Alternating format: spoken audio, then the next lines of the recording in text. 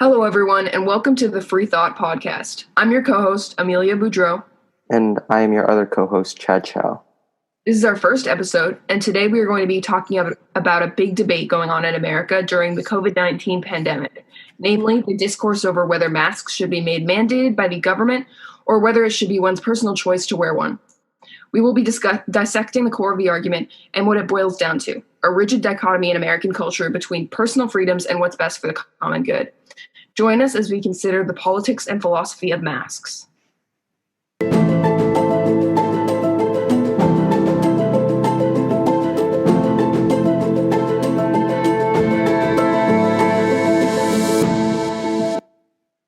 So we both agree that everyone should be wearing masks. That's not what we're going to be discussing today. We want to talk about the several subtopics related to the objection that some people feel to wearing masks. So first, let's provide a little bit of context. According to a survey by the CDC, around 17% or more of Americans refuse to wear face masks when in public for a few main reasons, the biggest one being that they see it as taking a stand against authority. I've seen a lot of outspoken anti-maskers on social media saying that if the government were to mandate masks, it would be authoritarian, almost like an overstep of power, and an infringement of their civil liberties. In other words, they don't want to be forced to put a piece of fabric on their faces during a public health crisis. So, let's get into it. It's clearly an American issue because no other country has such a big struggle with this. Exactly.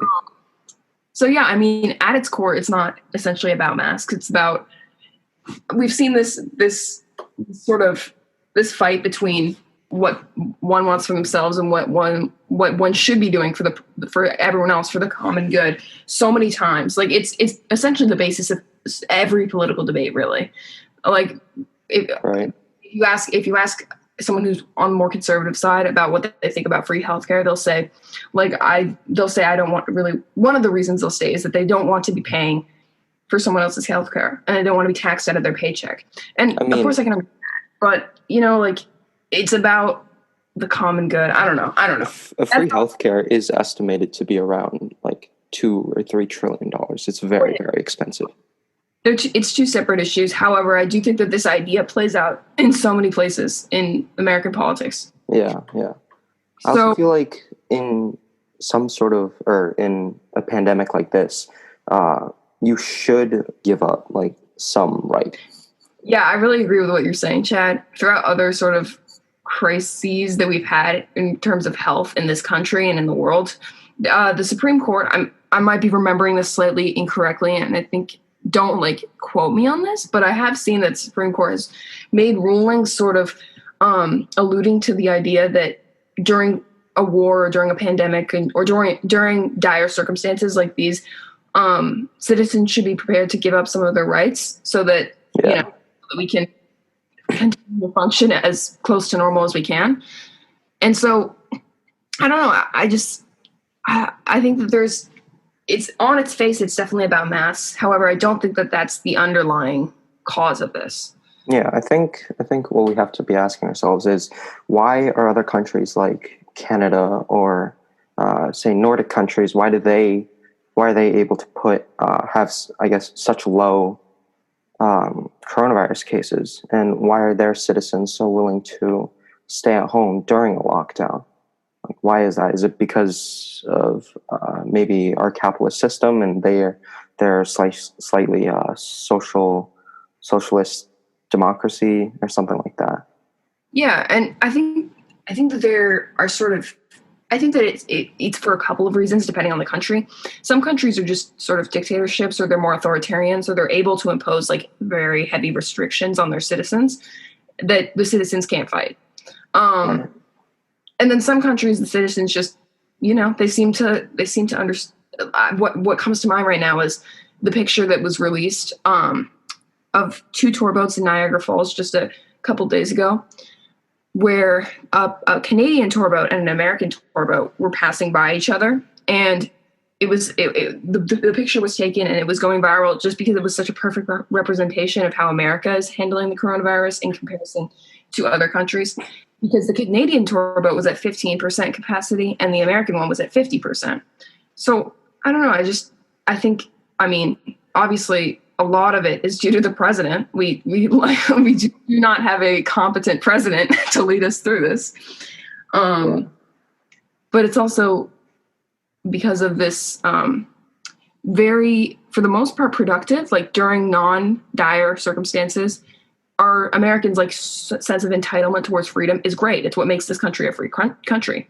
However, it's definitely Yeah, I totally agree with that. I also think that because of America's capitalist system, we're so driven to keep the economy running, right? Like, right. I feel like the reason why so many places are opening up so early rather than, staying at home and locking down until the entire thing goes away is because we need to keep the economy up, right? Right, definitely. And so this is definitely caused by, I think it's caused by our capitalist society, how we value materialistic things, right? Definitely. And I mean, yeah, I mean, definitely. And as well as sort of the fact that we're very money driven, which is just, I mean, every country is driven by money. However, I think that there's something that sets America apart in that way. I think that if what I've noticed is that people seem to have, if you had asked me to predict how this pandemic would go before it happened, before we knew it was going to happen, I wouldn't have predicted several things. But one of them is that is sort of the I think the most of the population has like perfectly good trust in science. However, I read something in The Economist that less than half of Republicans, around 48%, trust Dr. Fauci. And so, I don't know. I think that just it really showed me something that I was surprised to hear, which is that and sort of made me draw a conclusion that I think that if we had more trust in science and didn't ridicule literally one of the the biggest public health officials, we would be making a lot more progress here. Yeah, I also think I read somewhere that in Florida, the majority of the people getting coronavirus are actually people under the age of 40. And so these are like, I guess, young adults to I guess, turning into middle-aged people. Right. I guess they think that because they're young, they can't really get the coronavirus or they won't really be affected by the coronavirus, that's true. Like 99% of children survive coronavirus, right? Yeah, something like that. I don't know if that's the exact thing, but yeah. But it's a very, very low percentage, and they just think they're invincible. But no one, I don't think health officials actually know, or at least I have no knowledge if what happens after you get the coronavirus. What are the consequences? And these consequences could be detrimental, but yeah, we just don't know that. Not to go off on a tangent for too long, because this isn't what our topic for today. However, just to address the point you just made, I've read I've read this one place. So of course, before you make any huge claims, you should be cross-referencing. However, one thing I have read in I think the New York Times maybe is that more and more people are noticing is that they're getting small amounts of brain damage after they get coronavirus. So losing their sense of smell, losing at least some of their sense of taste, things like.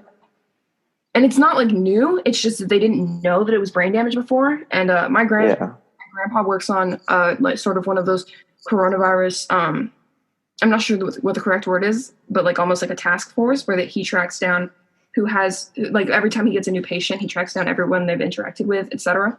And he said that since the beginning, he's been noticing that people are losing their sense of smell and losing their sense of taste, but only now are they recognizing that as brain damage.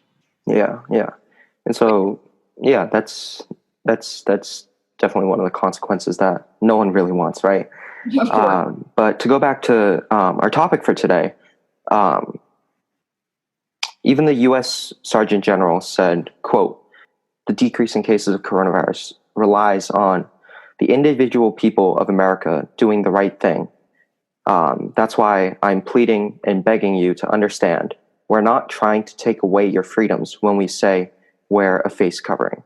We're not trying to take away your ability to go out when we say keep restaurant capacity under 50%.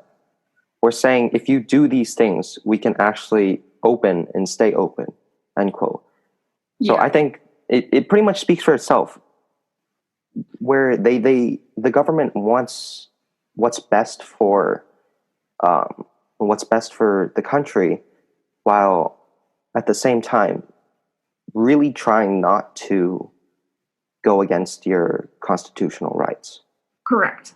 Right. I totally agree. And I think if we, given that all that we know, sorry, excuse me, all that we know, I would say that from the research I've done and from the very like outspoken anti-maskers on social media that I've seen, the main reasons that people are just neglecting to wear masks or like outright refusing to wear masks is because they see it as authoritarian if the government were to mandate the use of masks, and also because just of a lack of trust in science, which could be contributed to attributed to sort of just a lack of education in general.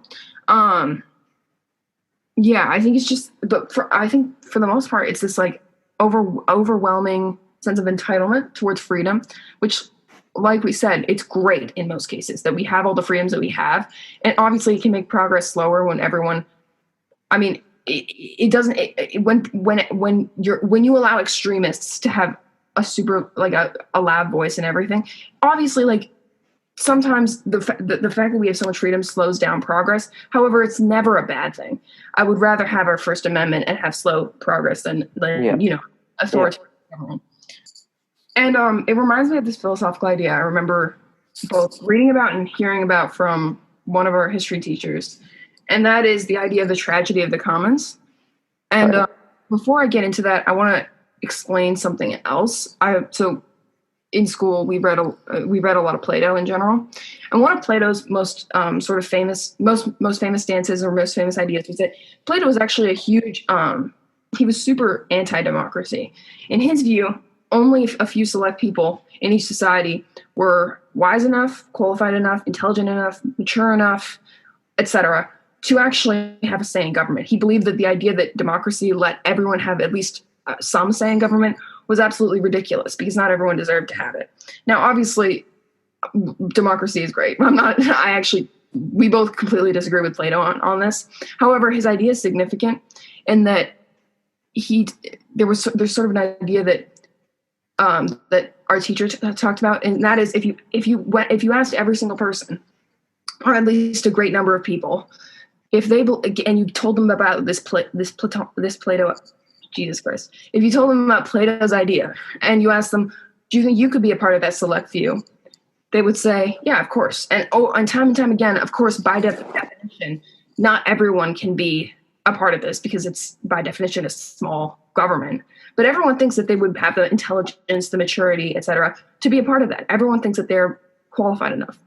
So let me bring this back to what we're talking about now. The tragedy of the commons is this idea that no matter what, the people who are not able to think outside of themselves, the people who are just less intelligent, less able to see the grand scheme of things, will always let down those that are, because even no matter how many intelligent, thoughtful, kind, caring, mature people you have in society, there will always be those that aren't, and progress will be slowed down and things will fail just because of the tragedy of the commons. This idea that not everyone can rally around each other. People act in their own self-interest.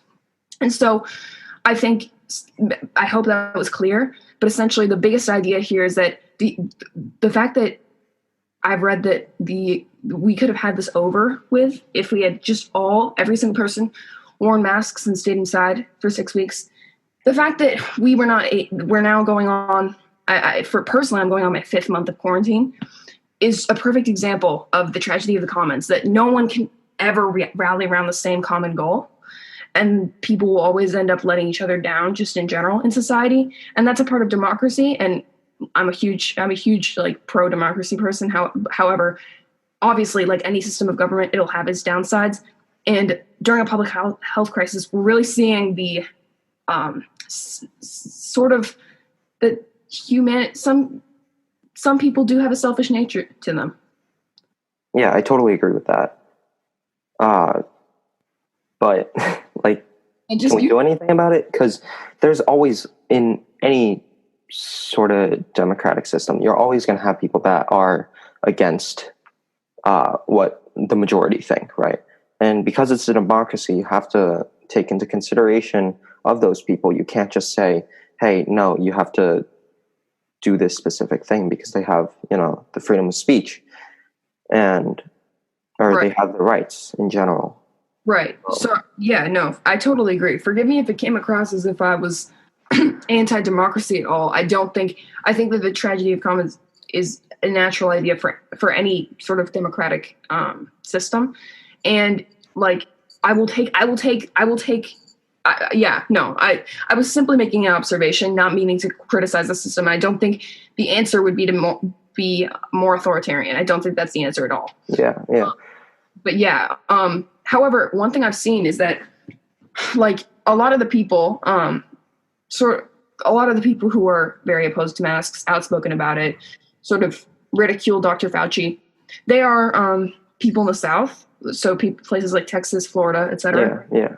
And they're also Trump voters. And one of the things that they have now sort of tucked under the belt as another reason to oppose Joe Biden is because Joe Biden has announced or said on TV several times that if he were to be elected, he would make a mandated mask rule, or he would think about it at least. And so it's sort of played into this idea you mentioned earlier about how masks have become political.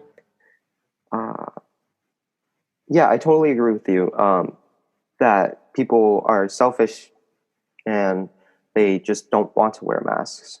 I think, I guess we could take this like a half step further or something.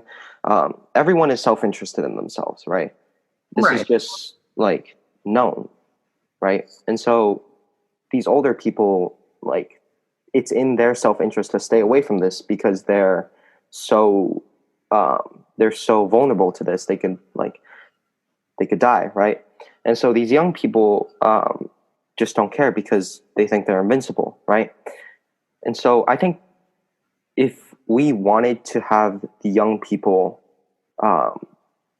lock down and stay in quarantine, and so this thing could actually go away, right?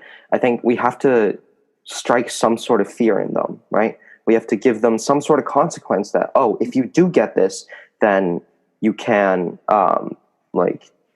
you could have detrimental consequences, and these consequences have to be known to like the general public, pretty much everyone. That's interesting. That would mean that everyone would stay home, right? Right. But these consequences are known, like we said before. That I think it was the New York Times. Don't quote me on this. They said that you could have some brain damage or something like that. But not everyone knows that. Not everyone is saying, "Oh, if I get coronavirus, I could die," or if I live or if I survive the coronavirus, I could get brain damage. The second part of what I just said isn't known to the general public. And so I think that's the biggest problem. Once that is known to the general public, I think that'll strike fear into most of the young people. And so then we could possibly stay home. Well, not for lack of trying. It's not as if like news sources are necessarily hiding the news. It's that people across the U.S. just like there are varying levels of how informed people are. Yeah. Right? And so, I mean, we live in a very well-educated blue state. And so it's no surprise that people here read reliable sources, read news more often, keep up to date on this type of stuff. Right. And yeah, and I think sometimes when I talk about this whole coronavirus, like everything going on in relation to COVID-19, people will sort of like tell me to be careful, they'll say stuff like, be careful with what you're saying because not everyone is wealthy estate, all this stuff.